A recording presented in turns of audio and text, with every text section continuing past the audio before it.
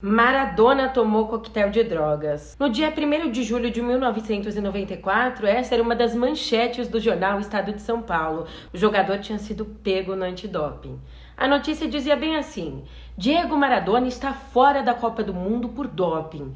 A Associação de Futebol Argentino antecipou-se à FIFA e afastou o jogador. Ele ingeriu 5 substâncias, que Deus me ajude para falar os nomes: efedrina, fenilpropanolamina, pseudoefedrina, non-pseudoefedrina e metilefedrina. Pá!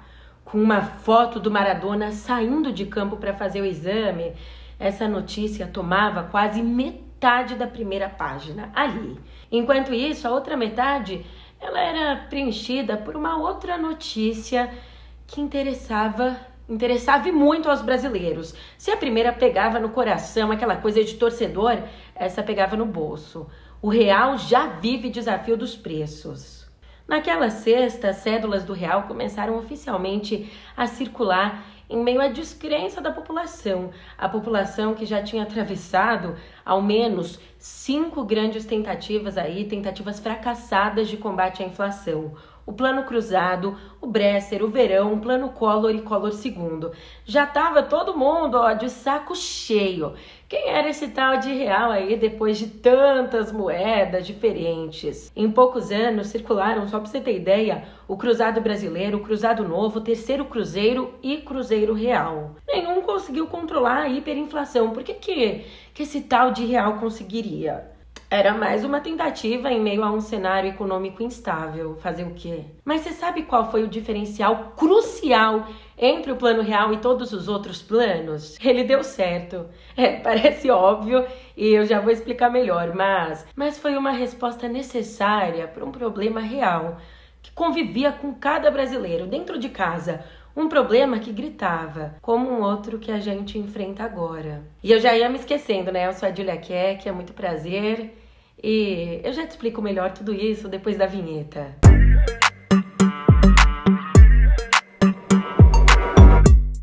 Vem cá, antes da gente continuar, acho de bom tom, né, perguntar, como é que você tá? Você tá bem? De verdade, eu acho que mais ou menos, né, porque assim como eu, você também é um consumidor e, cara, não dá uma tristeza, uma dor no coração ver o nosso dinheirinho todo assim, indo embora com tanto imposto? Só para você entender, hoje os nossos impostos, eles são cobrados por 3 caminhos diferentes. A gente tem um valor cobrado aí sobre o consumo, ou seja, sobre praticamente tudo que a gente compra ou os serviços que a gente contrate, todos eles têm um valor que já vai para o governo em formato de impostos. E além do consumo, existem os outros 2 impostos, impostos sobre a renda e sobre os patrimônios. Mas o que mais pesa mesmo é o imposto sobre o consumo. Dentro do bolo tributário do Brasil, essa parte responde a cerca de 40%, quase metade da arrecadação nacional. Isso é muita coisa. Para você comparar, ter um paralelo em países desenvolvidos, a fatia da tributação do consumo, no total aí da arrecadação pública, ela é bem menor. Por exemplo, naqueles países que integram a OCDE, a média é de 33%. No Canadá, fica em 23,5%. Nos Estados Unidos, em 17,5%. Essa é uma das razões pelas quais até fazer compras aí em outros países, às vezes é mais vantajoso, sai mais barato do que fazer aqui no Brasil. E ó que essa tributação sobre o consumo, ela pesa no bolso, principalmente de quem ganha menos. Acentua as desigualdades. É mais ou menos assim, quem ganha menos acaba pagando mais. Faz sentido? Te dar um exemplo para deixar isso claro. A Ana e o Mário, eles vão comprar um celular que custa R$1.000.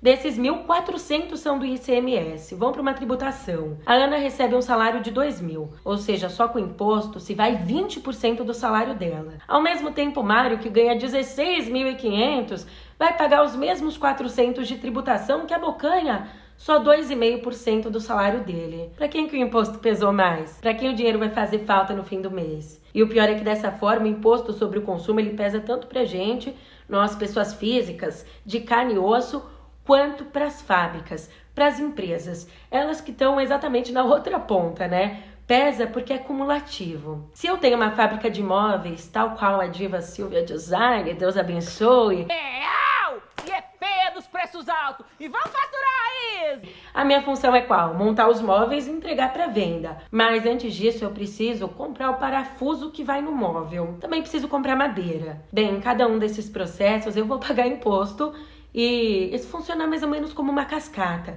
Então toda a cadeia produtiva é afetada e se a gente considerar ainda a quantidade, variedade de impostos, já pensou? Aí que o processo fica inteiro mais caro. Fica mais caro porque eu tenho que contratar uma equipe gigantesca de contabilidade para não deixar passar nada. Eu tenho que rebolar aí para os meus preços ficarem ok, para tentar economizar e tornar esse preço final atrativo para o consumidor. Consumidor que adivinha, quando comprar vai ser taxado mais uma vez, duplamente. Dá até uma afobação pensando assim, né, um nervoso. É claro que a gente está analisando aqui, né, casos pontuais, no micro, só que no cenário macroeconômico, os problemas com o nosso sistema tributário, eles também são reais. E aí que a gente traça um paralelo, então, com o comecinho do vídeo. Lá nos anos 90, plano real, problemas reais. Brincadeira, mas lá os brasileiros também enfrentavam problemas reais, mesmo que outros, mas problemas que pegavam no bolso.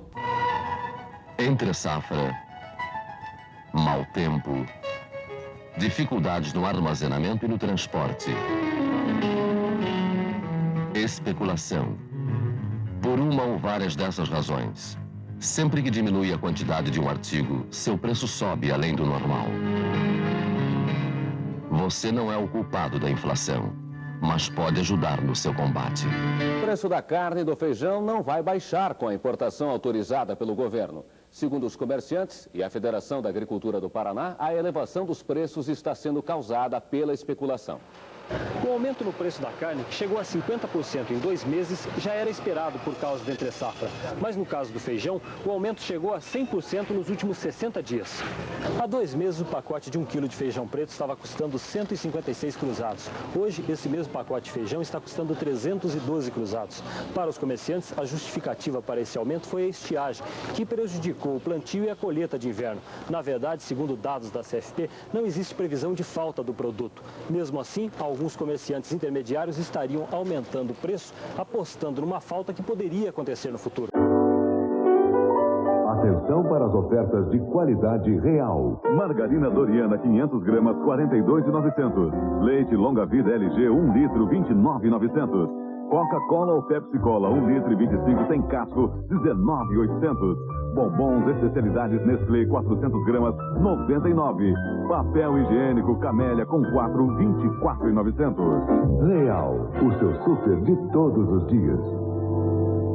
Pois é, na introdução eu disse que a grande diferença do plano real para todos os outros é que ele deu certo. E de fato, né? Fundamentalmente é isso. Deu certo porque ele soube olhar ali para o contexto que estava posto e também para as tentativas frustradas, identificar o que estava dando errado e traçar novos caminhos. Assim, desenvolvido então ali no governo Itamar Franco, sob a liderança do FHC e do Pedro Malan, o então presidente do Banco Central, desenvolvido aqui nesse contexto, o Plano Real é o mais longevo projeto da economia do Brasil. A gente pode dizer isso. Naquele mesmo momento de inflação nas alturas, todos os outros planos que fracassaram, o que eles fizeram? Eles apostaram no congelamento dos preços. Entendiam que se congelassem os preços, os produtores não repassariam o aumento aí dos custos aos consumidores. Mas para eles não perderem o rendimento, sabe o que aconteceu?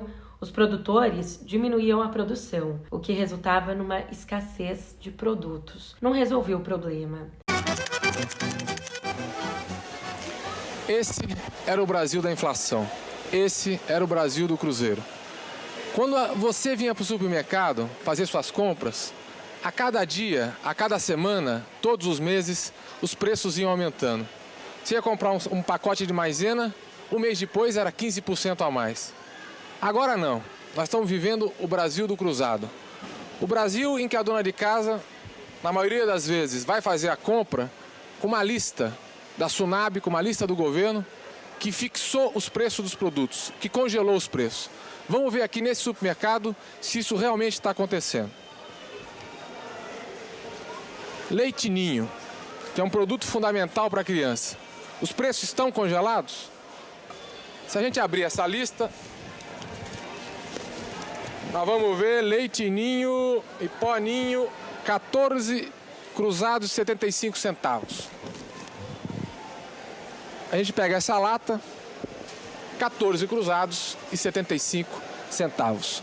Quer dizer, o leite ninho está tabelado nesse supermercado, a maisena está tabelada e vários produtos que nós acabamos de conferir realmente estão tabelados em lojas, nos armazéns. Aparentemente, no Brasil do Cruzado, o problema da inflação acabou.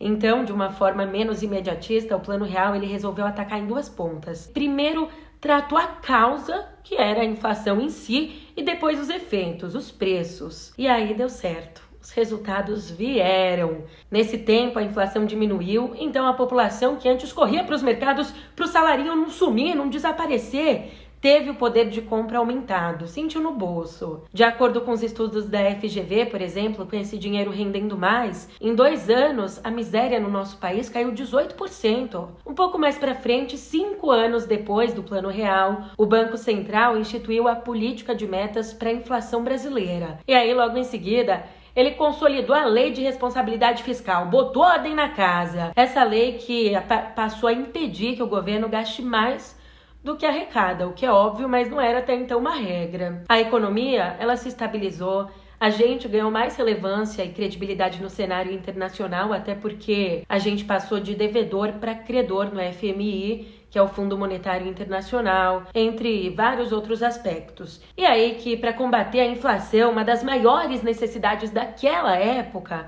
ali, o plano foi eficaz. Mas as mudanças no cenário econômico, elas abriram outros flancos, outras necessidades, demandas, problemáticas que podem colocar em xeque, inclusive, todos esses crescimentos e avanços, que foram possibilitados pelo próprio Plano Real. Um dos problemas mais gritantes é o nosso sistema tributário, de fato. Por isso, o Congresso Nacional já debate há bastante tempo a necessidade de uma reforma tributária. Eu falo há bastante tempo mesmo, tá? Coisa aí de mais de 30 anos, pode pôr. Só para você ter uma ideia, a primeira vez que se tentou unir os tributos sobre o consumo num IVA, um imposto sobre valor agregado, essa primeira tentativa foi na elaboração da Constituição, em 1988. E finalmente, nesse julho agora, a gente deu um grande passo em direção à aprovação da reforma tributária. A Câmara dos Deputados acaba de aprovar o projeto da reforma tributária por 375 votos a favor, 113 contra e 3 abstenções. Agora o texto segue para apreciação do Senado, onde a votação também acontece em 2 turnos. Durante a sessão, foram votados 7 destaques, todos foram rejeitados. Portanto, o texto original não sofreu alterações.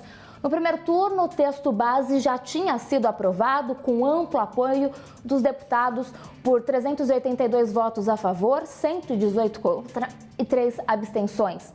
O único partido que orientou o voto contra foi o PL. Para contextualizar, o que foi aprovado? Foi aprovada uma proposta de emenda à Constituição, uma PEC, a PEC 45 de 2019.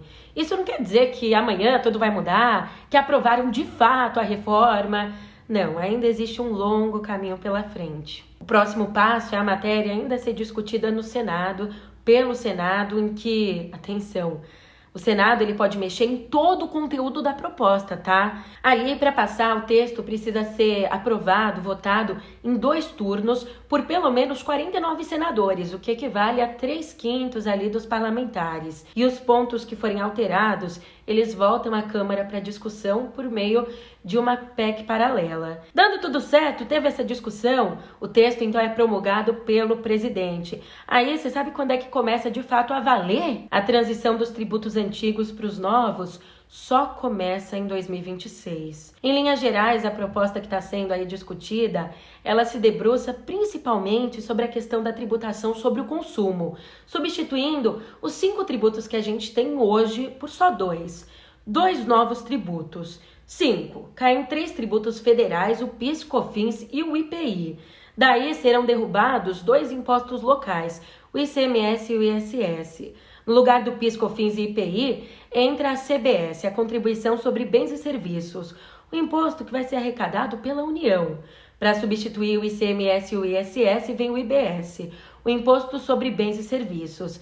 Isso simplifica o sistema e reduz as distorções, aumentando a transparência ao consumidor. Ainda a proposta ela cria 2 fundos, um voltado ao desenvolvimento regional e outro para a compensação dos benefícios fiscais que vão ser extintos com a implementação da reforma. Julia, mas o que isso tem a ver com o Plano Real, hein? Antes disso, os especialistas já apontavam algumas semelhanças. Um dos primeiros foi o economista Samuel Pessoa. Ele explicou que a grande complexidade da nossa estrutura tributária hoje, ela gera impactos sobre a eficiência econômica tão nocivos quanto os produzidos pela hiperinflação antes do Plano Real. Ele ainda trouxe 4 pontos, 4 contextos em que elas se parecem. Ponto 1. Efeito alocativo. Antes do Plano Real, para conviver com a hiperinflação crônica, as empresas tinham que ter aí departamentos enormes, departamentos financeiros gigantes. Por conta da distorção, em cada esquina tinha uma agência de banco, enfim. A inflação gera má alocação dos fatores de produção. O Plano Real atuou nesse problema. E a mesma coisa acontece agora com a nossa complexidade tributária. 2. A forma como evolui a distorção. Conforme a inflação infla, chega num ponto em que não dá para fazer negócios. E a mesma coisa acontece com a complexidade tributária. Ela faz parte do nosso sistema financeiro que não deixa a gente atuar dentro dele, entende? Terceiro ponto, nos 2 casos existe a necessidade de acontecer uma transição que respeite o status quo, que não atropele o modo como as coisas estão postas hoje, não vai ser nada de um dia para a noite. 4. O impacto sobre a transparência. A hiperinflação mudava os preços, tornava o próprio sistema de preços ruidoso. E a nossa complexidade também causa essa névoa. Aliás, os preços relativos, por conta dos tributos variáveis, eles deixam de indicar os custos sociais e passam a refletir as políticas tributárias mais diversas da União, estados e municípios. E a transparência é um dos principais pontos da reforma tributária. Além disso tudo, do ponto de vista político, os 2 contextos, eles se parecem porque as duas marcam um momento de pacificação, de pacto nacional, juntando partidos mais que a frente ampla. Até o Tarcísio apoiou a reforma, né? Unindo também pontos de vista diferentes em torno de uma resolução. Isso, inclusive, demanda muito da nossa atenção, tá? Porque a gente tem que ficar bem atento, de olho aí nas notinhas de rodapé, em tudo aquilo que, no fim das contas, vai passar na proposta, todas as linhas nascidas dessa negociação aí do Congresso. A proposta, ela não vai sair perfeita. Longe disso, na verdade, né? Mas a gente também vê que são momentos em que os 3 poderes estão juntos, dialogando, funcionando, trabalhando em harmonia, como devia de ser na democracia. Importante, né? Agora eu já falei muito, convenhamos? Então eu tô indo nessa, até o próximo vídeo aqui do Meio Explica, eu te espero. Fiquei feliz com a sua presença até o fim. Será que você chegou até aqui? Até mais!